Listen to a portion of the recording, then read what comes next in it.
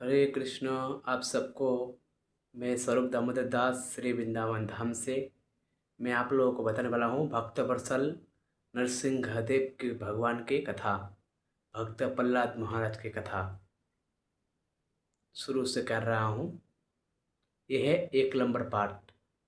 त्रिदंडी स्वामी ओम विष्णुपाद भक्ति प्रसाद विष्णु महाराज गुरुदेव के कमल चरण में स्वरूप दामोदर दास का करोड़ों करोड़ों अरब दंडवत प्रणाम।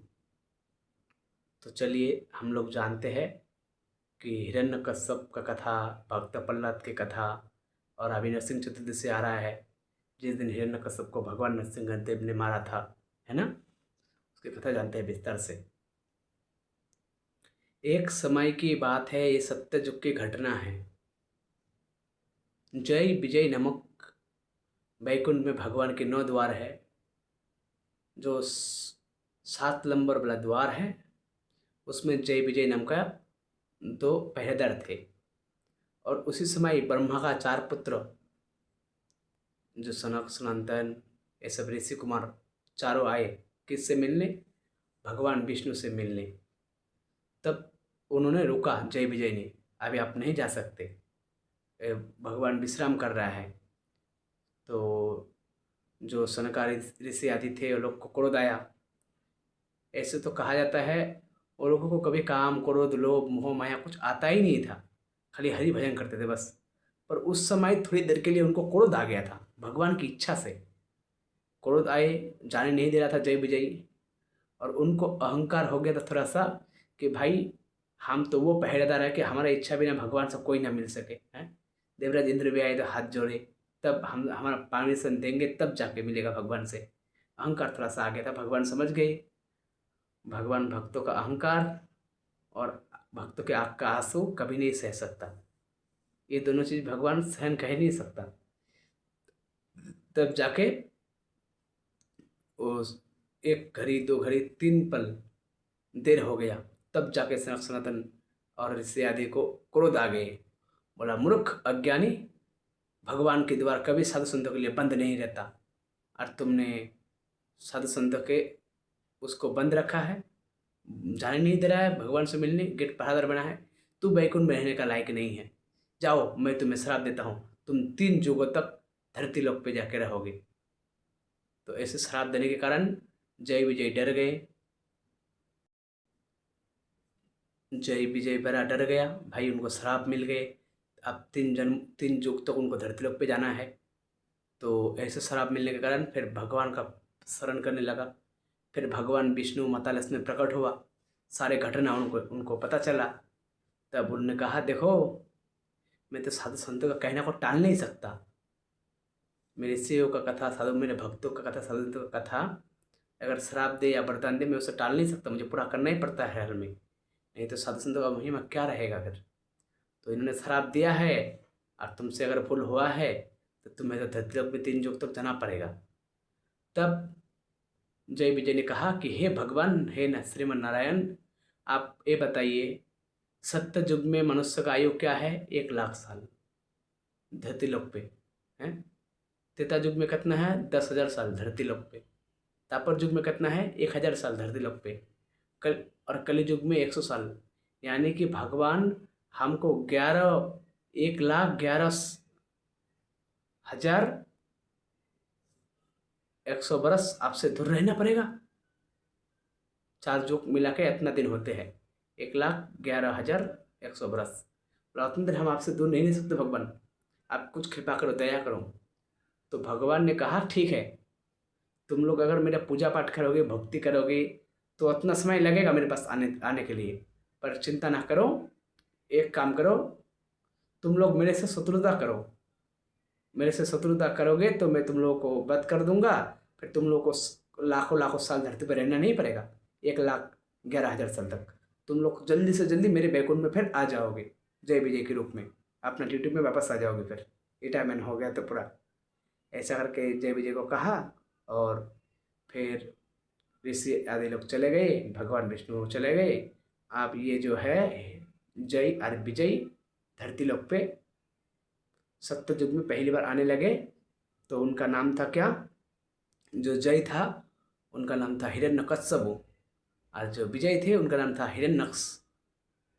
तो अब हिरण्यक्ष और हिरण्यकश्यप का जन्म कैसे होता है? देखो, 4 युग सत्य त्रेता द्वापर कली, 4 युगों में जो जय विजय श्राप पाया हुआ था इस धरती पे आए। श्राप तो 3 युग का मिला था, 1 युग एक्स्ट्रा उन्होंने खुद मांगा। बताता हूँ कैसे। सत्य युग में जय विजय ने बना क्या? हिरण्यकश्यप वो हिरण्यक्ष, ठीक है। भगवान ने नरसिंह और बराह रूप लेके मारा। फिर त्रेता युग में रावण कुंभकर्ण बन के आए। फिर भगवान ने राम रूप लेके लक्ष्मण जी को लेके मारा। फिर वही जय विजय द्वापर युग में वो दंत्यवक्र राक्षस शिशुपाल बन के आए। भगवान कृष्ण ने उद्धार किया बलराम दाऊ को साथ लेके।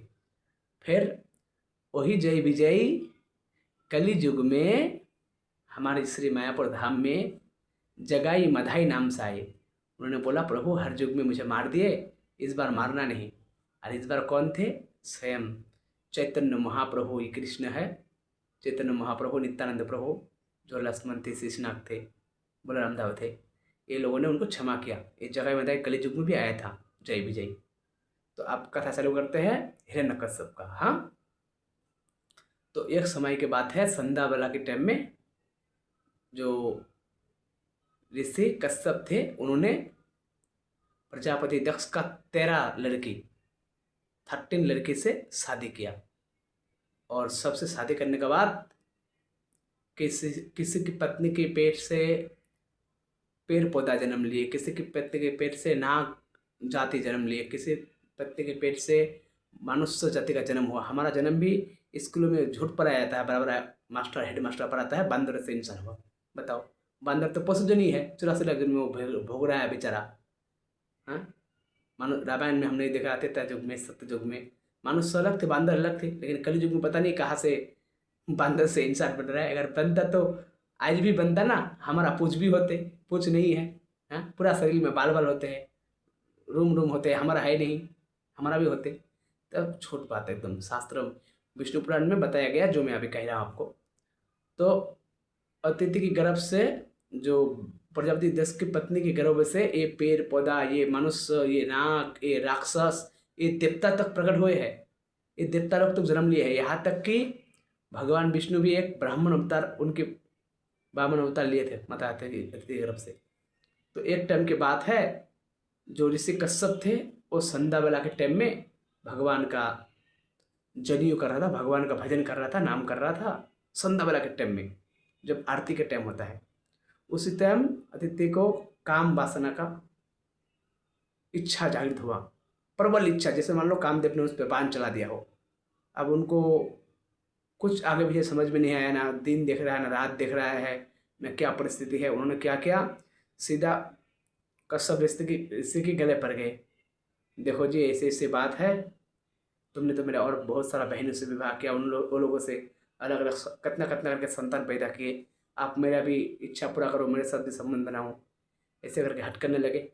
पत्नी हट, कश्यप ऋषि ने कहा, ठीक है, तुम्हारा जो इच्छा है काम शुभ भोग करने का रात्रि वाला का समय है, शास्त्र कहता है, तो तुम रात्रि वाला मैं तुम्हारा इच्छा पूरा करूँगा।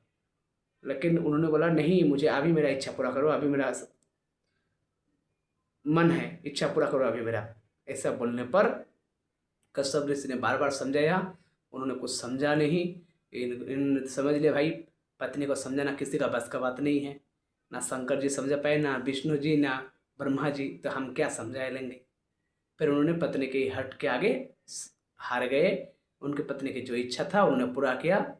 फिर नहा धो के आए, और जब उन्होंने उनका पत्नी का जब इच्छा था उनका पूरा होने के बाद उनको होश आया कि मैंने ये क्या अनर्थ कर दिया, क्या क्या गलत कर दिया। बेचारा पति पूजा पाठ कर रहा था। हाँ, संध्या के टाइम देवी देवता लोग आते हैं धरती पे। हाँ, शिव जी घूरते हैं नंदी पे चढ़ के, शिव पार्वती सब देवता लोग देखते हैं। उस टाइम हमने ये सब कर लिया। तो उन्होंने पति के चरणों में जाके जब पूजा करने बैठे दोबारा आके नहा धो के क्षमा मांगने लगे, पति क्षमा करो।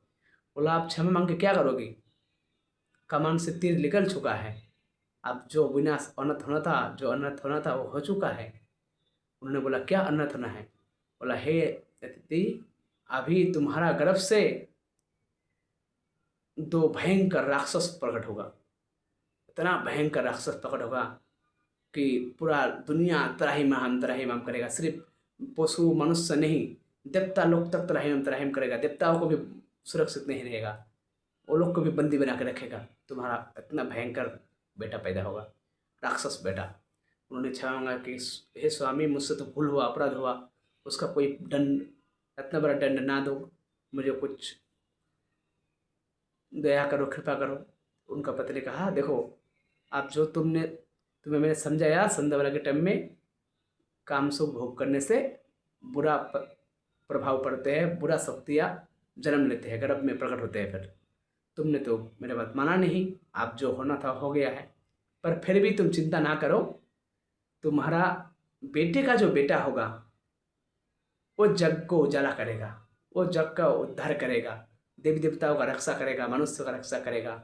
और वो राक्षस होके भी वो राक्षस नहीं, वो हरि भक्त प्रहलाद नाम से कहा जाएगा। सब हरि का सबसे बड़ा भक्त आएगा इस धरती में, और वो भी तुम्हारा बेटे का बेटा का रूप में, तुम्हारा पोता आएगा प्रहलाद। ऐसे उन्होंने कश्यप ऋषि ने उनका पत्नी अदिति को कहा।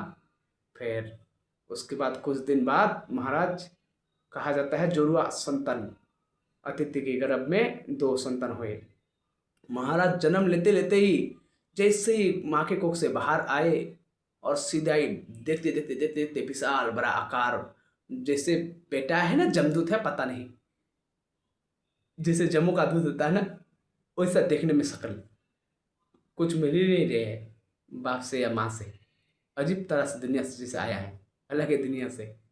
तो देखते देखते महाराज दोनों भाई लड़ने लगे हैं। वो इधर उधर सामान फेंक रहे हैं, उथल पुथल कर रहा है, जिधर से चल रहा है धरती काँप रहा है, इसको मार रहा है उसको मार रहा है, जानवरों को पकड़ के खा रहा है।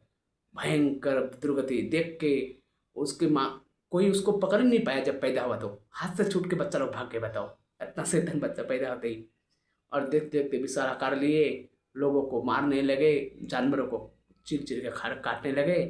ऐसा करते करते करते करते उन्होंने, जो हिरण्यक्ष थे, उन्होंने एक गलती कर दिया। उन्होंने क्या गलती किया, वो सारा दुनिया के पशुओं को मार रहे थे, काट रहे थे, तब तक तो ठीक था।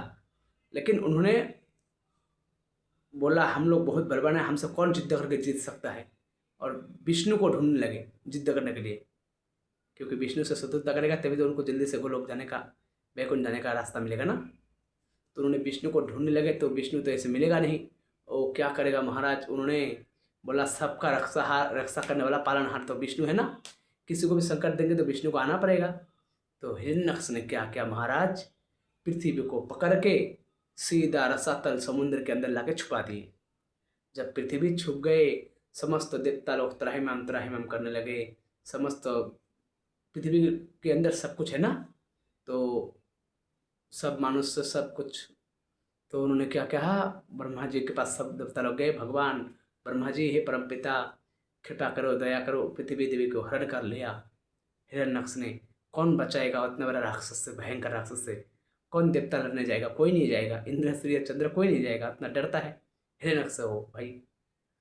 तो ब्रह्मा जी ने बोला मैं तो भगवान नहीं हूँ, मैं तो ईश्वर नहीं हूँ, ईश्वर तो कृष्ण है, इष्ट को तो हरि है, हरि से प्रार्थना करना पड़ेगा, मैं तो बेटा हूँ, मेरा बाप तो वो है। तो उन्होंने भगवान विष्णु से प्रार्थना किया कि हे भगवान, हे श्रीमन नारायण कृपा करो, पृथ्वी देवी का रक्षा करो, उद्धार करो। उनको हिरण्यक्ष ने समुद्र में छुपा दिया है, हे भगवान उद्धार करो। उसी समय जब भगवान से प्रार्थना कर रहे थे ब्रह्मा जी, तो ब्रह्मा जी को छींक आया बहुत तेज, और जैसे छींके उन्होंने देखा एक राई के दाना जैसा कुछ नाक के नाक से कैसे निकले, और महाराज देखते देखते देखते देखते देखते एक शोर का रूप लिए, देखते देखते देखते इतना बड़ा विशाल बड़ा आकार किए भगवान ब्रह्मदेव प्रकट हो गया। समस्त देवताओं को पता चल गया कि भाई भगवान ब्रह्मा रूप लेके आ गए हैं। ब्रह्मा जी ने प्रणाम किए, भगवान उद्धार करो, सभी देवता लोग विनती किए, भगवान ब्रह्मदेव चल ढूंढने पृथ्वी कहाँ है। तो ये 1 नंबर पार्ट कॉम्प्लीट, अभी दूसरा नंबर पार्ट चालू करूँगा, क्योंकि मेरे मोबाइल पे बड़ा बड़ा वीडियो नहीं बनता, छोटा मोबाइल है तो छोटा छोटा वीडियो बनाता हूँ। राधे राधे। भक्तवत्सल नृसिंह देव की जय।